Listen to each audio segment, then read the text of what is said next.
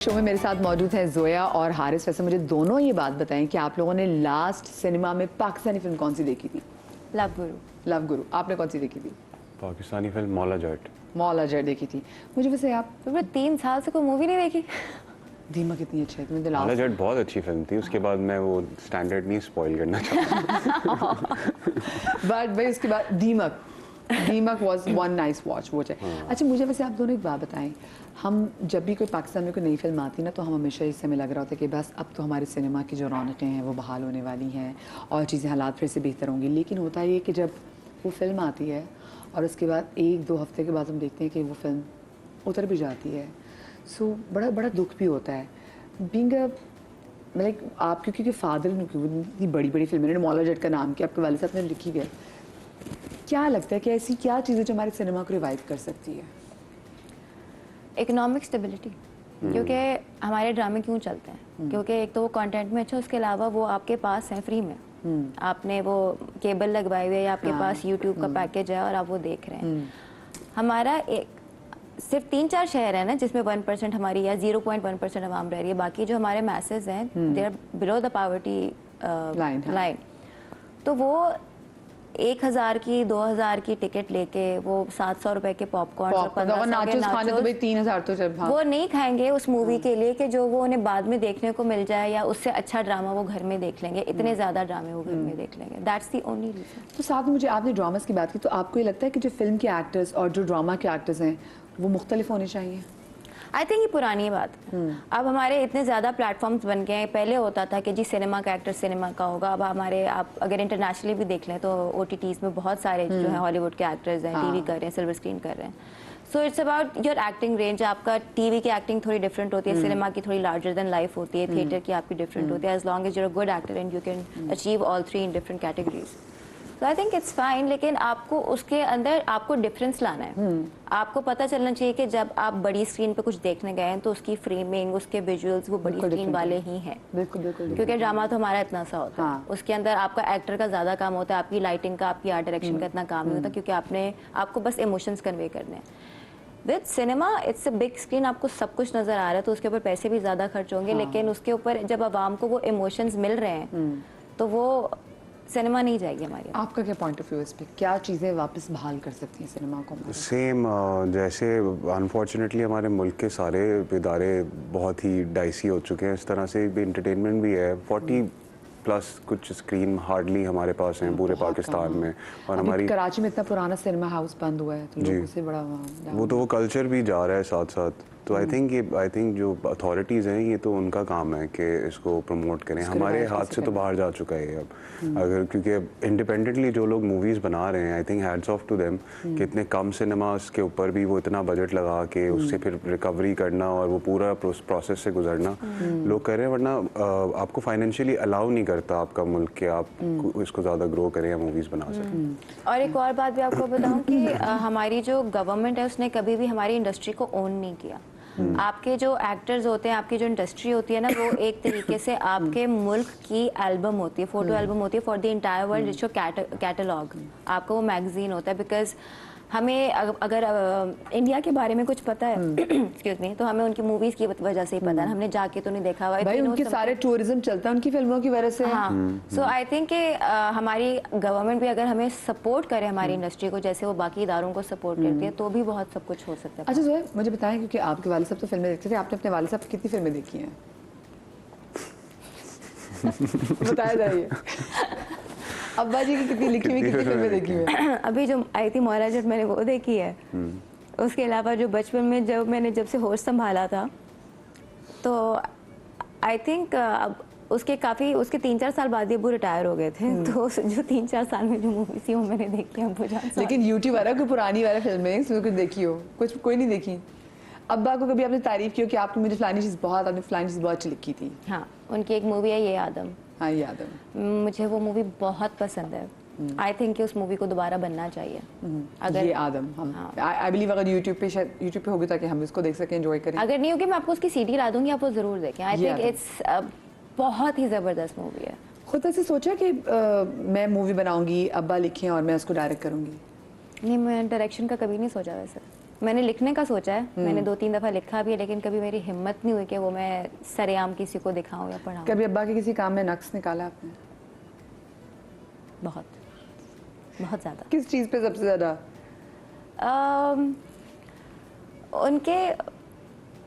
उनके जब भी उनके राइटिंग स्टाइल्स होते थे, अगर उनकी जो ट्रैक्स इधर उधर जा रहे होते थे, मैंने, क्योंकि आई थिंक आपकी जो फैमिली होती है वो आपकी सबसे ज़्यादा आपके ऊपर तनकीद करती है। मेरी जो बहन और मेरी जो अम्मी है, मेरे अब्बू, मेरा कोई भी सीन देखना सबसे पहले अगर मैं उनके पास जाऊँ कि क्या अच्छा लगा, तो हम सबसे पहले नक्स निकालते हैं। वो कहते हैं कि तुम अपना ये काम ठीक करो, तुम अपना ये काम ठीक करो, बिकॉज ये एक ऐसा काम है कि अगर आपको लगे ना कि ओ मुझे तो सब कुछ आता है, तो वहीं पे आपकी तरक्की खत्म हो जाती है। एक एक्टर जितना सेल्फ क्रिटिकल होता है ना, उतना ही वो अच्छा होता है। अच्छा होता है, हाँ।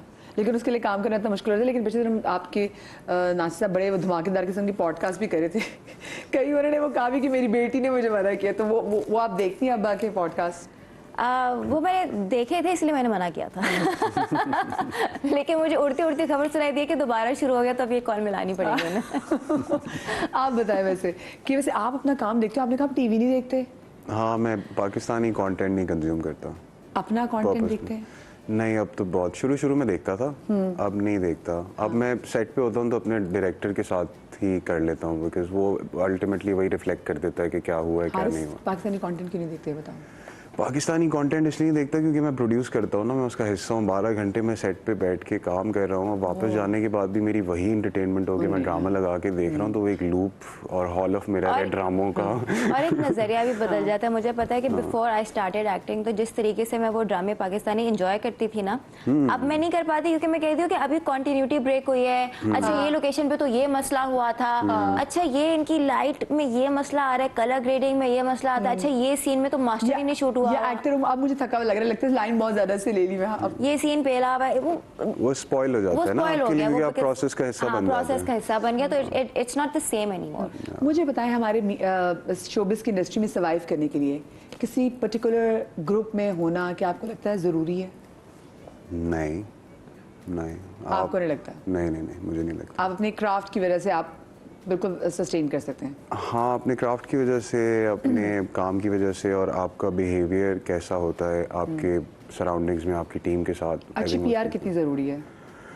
डिपेंड करता है आपने क्या करना है उस पीआर का। ज़रूरी तो नहीं है, बट हेल्प करती है डेफिनेटली। हाँ, पीआर भी हो ही जाती है अगर आपका काम अच्छा हो। आप बताएं किसी पर्टिकुलर या सर्टेन ग्रुप का, जिस लोग कहते हैं जी लॉबीज बनी हुई हैं? लॉबीज डेफिनेटली बनी हुई हैं, बट अगेन अगर वो लॉबीज बनी भी हैं तो पता है पाकिस्तानी ड्रामों में हम कहते हैं ना, नेपोटिज्म चल ही नहीं सकता, बिकॉज हमारी अवाम है हमारी बॉस। तो अगर किसी एक्टर को ज़बरदस्ती मुसल्लत करने की कोशिश भी किया है ना, तो वो चला नहीं है उस तरीके से। बहुत जालिम होता है, हमारी आवाम बहुत जालिम है। हम अपने आर्टिस्ट की इतनी कदर नहीं करते, हम फ़ौरन से पहले उन्हें फर्श पे लाते हैं। तो अगर वो लॉबीज बनी भी हैं, तो वो आई बिलीव कि वो फेवरेटिज्म भी होता होगा, वो बायसनेस भी होती होगी, बट इट इज़ डराइव, उसकी जो फाउंडेशन है वो पोटेंशियल और टैलेंट ही है। उसके बाद वो आपकी एक वो बन जाता है, बिकॉज हमारी इंडस्ट्री इतनी छोटी सी, तो आपकी एक अंडरस्टैंडिंग बनी होती है, director understands the actor, actor understands the director. But I believe के एज लॉन्ग एज आपको काम आता है, आपके काम करने का उसूल अच्छे हैं, आपका रवैया अच्छा है, तो आपको काम मिलेगा। वैसे मुझे बताएं, इंडस्ट्री छोटी होने के फ़ायदे क्या, नुकसान क्या है? फ़ायदे ये हैं कि आपका कोई फ़ायदा नहीं उठा सकता। आप सबको जानते भी हैं। हाँ, सबको जानते भी हैं, तो आपका जो काम है वो जल्दी रजिस्टर हो जाता है। इतनी बड़ी कोई रैट रेस नहीं होती है, आपकी जगह सिक्योर हो जाती है। और जो एक अब मुझे नहीं पता इस मामले में कितनी गलत हूँ कितनी नहीं, लेकिन मुझे लगता है कि कास्टिंग काउच भी हमारा इस तरीके से नहीं है जो हमने, अगर जो बॉलीवुड के जो हमने किस्से सुने हुए या बाकी इंडस्ट्रीज़ के सुने हुए।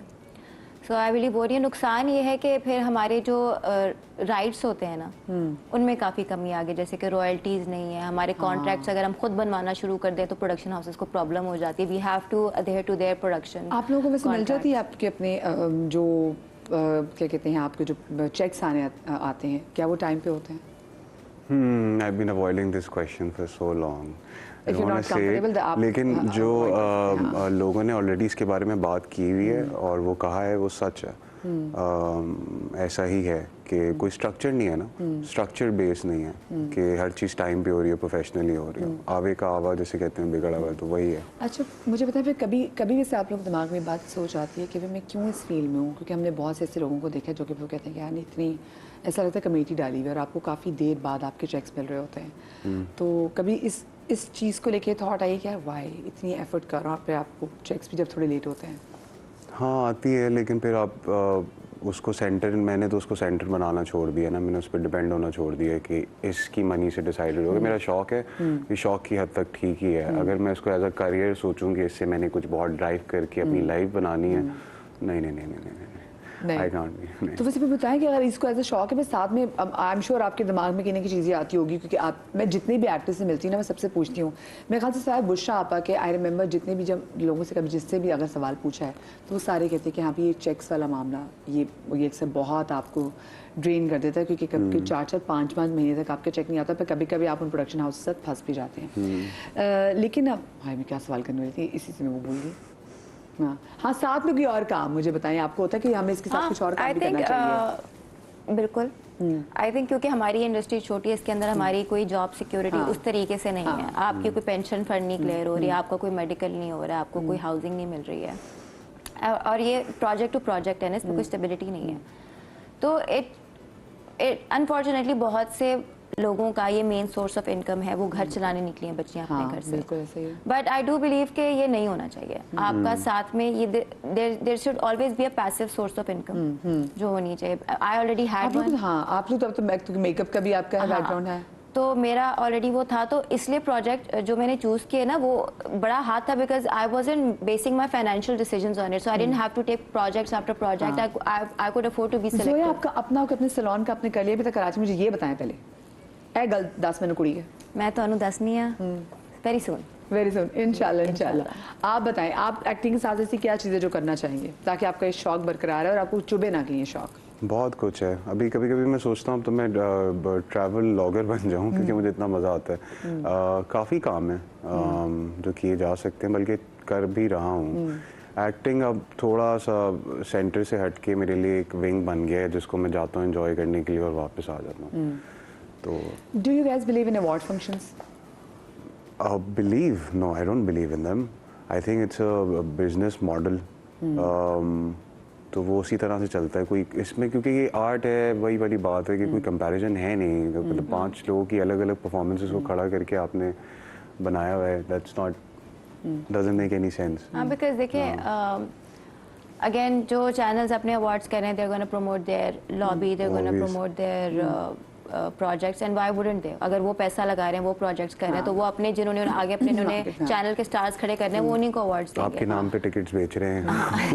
एग्जैक्टली पैसे कमा रहे हैं। लेकिन ये है कि हमारे कोई ऐसे, जैसे वो फिल्म फेयर या ऑस्कर है, हमारी कोई ऐसी कोई ज्यूरी नहीं है, कोई क्रेडिबिलिटी नहीं है कि हम उन अवार्ड्स को इतनी अहमियत दें। लेकिन एक बात बताऊं, अगर मुझे मिले तो मुझे अच्छा बड़ा लगेगा। अगर कोई सुन रहा है तो प्लीज एन अवार्ड रखने के लिए तो अच्छा है। प्लीज अवार्ड फॉरन जो है अवार्ड दे। आप चली जाना, फिर आपकी मैं अटेंड करूंगी। याद है मैंने लास्ट ईयर में नॉमिनेट हुई भी थी, बड़ा मजा आया।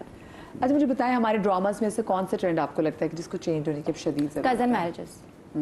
We need to stop promoting it. Pakistan में इतना बड़ा ये पेंडेमिक है कजन मैरिज की वजह से, बिकॉज ऑलरेडी साउथ एशियन लोगों में थैलेसीमिया, माइनर एनीमिया की इतनी प्रॉब्लम्स है। मेरे खानदान में दूर दूर तक दोनों साइडों से कजन मैरिजेस नहीं है, but still there are cases of thalassaemia minor.